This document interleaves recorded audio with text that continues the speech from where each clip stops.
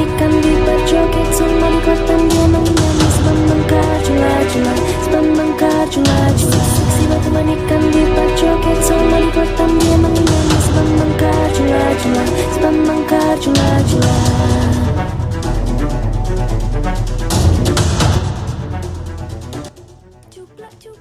Halo, Assalamualaikum warahmatullahi wabarakatuh. Perkenalkan, nama saya Sari Julija Hidayanti, jurusan Studi Agama semester 7. Nah, hari ini aku mau sharing nih ke kalian tentang ragam bentuk, hambatan, dan permasalahan apa aja sih yang ada di komunikasi lintas agama dan budaya ini.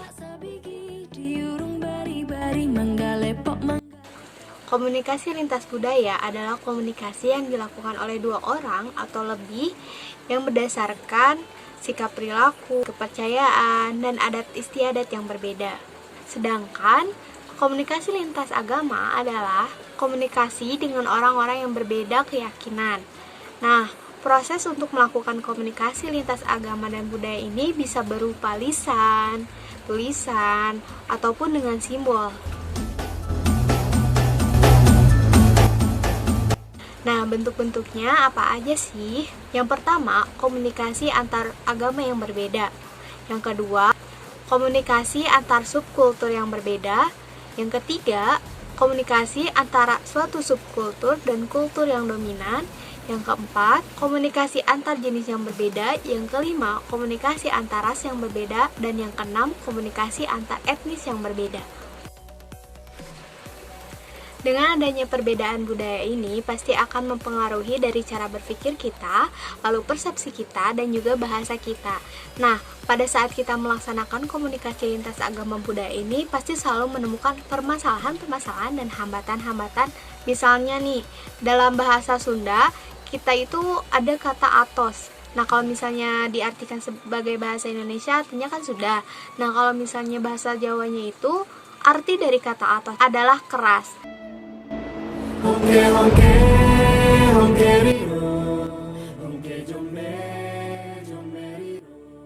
ini pada dasarnya tidak dilarang karena bisa jadi sebagai bentuk kesetiaan seorang kepada kelompok yang dianutnya. Tapi jika sifat fanatisme ini ada pada jiwa seorang atau ada pada di dalam individu seseorang itu, maka akan menghambat komunikasi lintas agama dan budaya. Seorang itu akan kurang sifat toleransinya itu.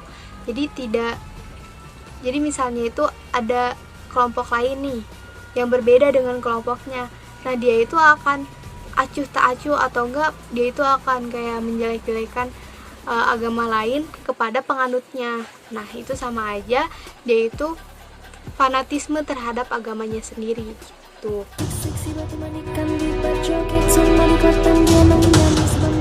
Yang merupakan penilaian kebudayaan terhadap kebudayaannya sendiri, yang dimana dia itu menilai bahwa budaya yang dimilikinya sendiri itu lebih unggul daripada budaya yang lain. Hal ini itu dapat mengakibatkan pembatasan pergaulan dengan individu yang memiliki budaya yang berbeda. Contohnya, kecenderungan orang Indonesia yang menganggap budaya barat itu vulgar, yang artinya berlawanan dengan kebudayaan yang ada di Indonesia atau kebudayaan yang ada di timur.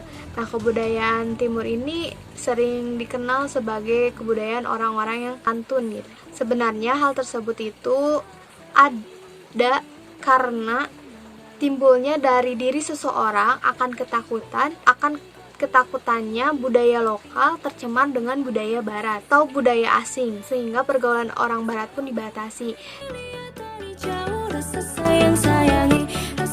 Stereotipe adalah sikap yang mengeneralisasi atau menyamaratakan sekelompok orang tanpa mempertimbangkan keunikan yang ada di kelompok orang tersebut. Salah satu contoh konfliknya adalah konflik antara suku budaya Batak dengan Flores di kota Batam. Konflik ini terjadi pada tahun 1999 yang dipicu oleh kesalahpahaman masalah hubungan bisnis antara dua perusahaan. Hal ini juga dikarenakan orang-orang Flores bersikap brutal akibat adanya pembantaian pada orang-orang Batak yang dilakukan oleh oknum-oknum suku Flores.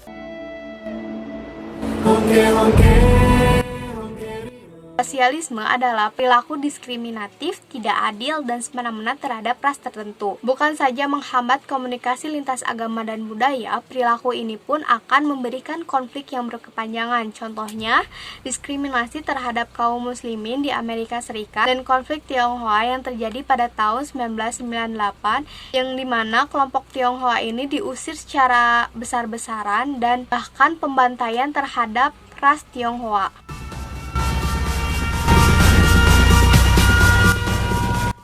Prasangka adalah persepsi yang keliru terhadap seorang atau kelompok lain. Prasangka ini bisa dikatakan hampir mirip dengan stereotipe yang tadi sudah dijelaskan sebelumnya.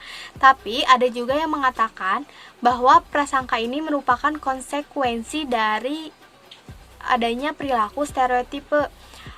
Nah, di prasangka ini ada 3 tipe. Yang pertama itu ada prasangka kognitif. Nah, maksud dari prasangka kognitif itu ranahnya kepada pemikiran. Benar atau salahnya kelompok lain. Nah, yang kedua itu prasangka afektif, yaitu prasangka yang ranahnya kepada perasaan, seperti suka atau tidak suka. Nah, yang ketiga itu prasangka konatif. Nah, kalau misalnya prasangka konatif ini ranahnya itu ke perbuatan. Misalnya tadi diskriminasi terhadap suatu kelompok atau kaum minoritas yang tidak disukainya. Nah, contoh dari prasangka ini juga bisa yang sering terjadi di negara manapun atau di Indonesia sendiri.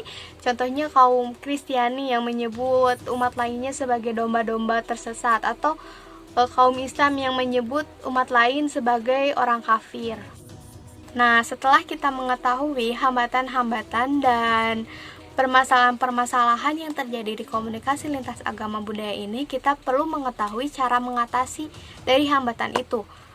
Nah, untuk meminimalisir terjadinya konflik-konflik, yang pertama itu sadari bahwa adanya perbedaan antara kita dengan orang lain, yang kulturnya itu pasti tidak selalu sama, apalagi di negara Indonesia ini. Yang kedua, sadari bahwa setiap kelompok itu berbeda, tidak mempunyai pemikiran yang sama. Dan yang ketiga, ingat tentang kebiasaan budaya lain. Nah, ini konteksnya itu dari komunikasi lintas agama dan budaya. Dan yang keempat, hindari culture shock.